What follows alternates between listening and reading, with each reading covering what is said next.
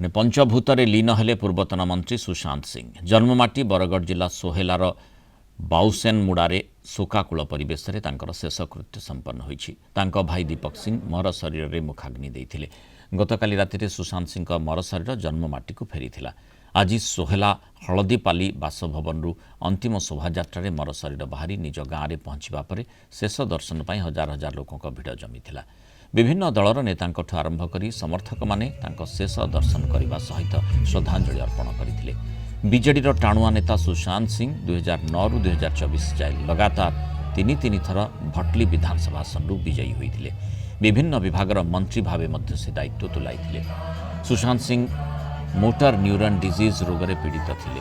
मृत्यु बेलू 53 वर्ष बयस होता। वियोग में विभिन्न महल में शोक प्रकाश पाई।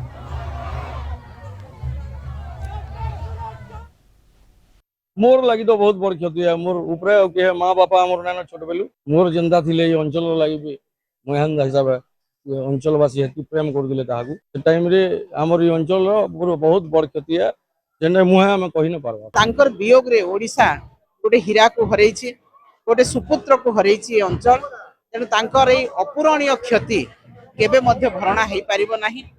एवं से जो भलिया नेता थिले ओडिशा रे एई भलिया मानसिकतार एई भलिया चरित्रर नेता विरल। तेणु सुशांत सिंह आज अंतिम आसिला तांकर विदाय देवार समय। तांकर संग हमर बाय इलेक्शन परे मतलब बाय इलेक्शन टाइम रे से मते आनी थिले राजनीति के तो निश्चित भाव रे मोर गुरु गुटी के होले।